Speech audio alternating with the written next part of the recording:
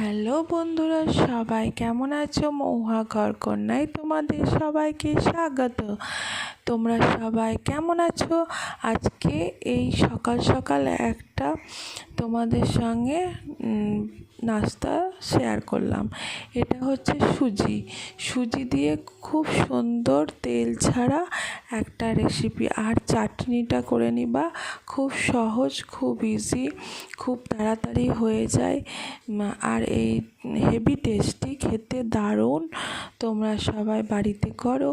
আর ভালো থেকো, সুস্থ থেকো। আর সকাল থেকে প্রচুর বৃষ্টি, এই বৃষ্টিতে বসে আছি, বৃষ্টি দেখছি। আর অবশ্যই একটু নারকেল থাকলে খুব ভালো হয় চাটনিতে দেওয়ার জন্য। সব কিছু ঠান্ডা করে একটা মিক্সির জারে সেটা চাটনিটাকে তৈরি করে নিবে। আর যে সুজিটা ভিজিয়ে রেখেছিল সেটা খুব সুন্দর হয়ে যাবে। Bye bye. দেখো।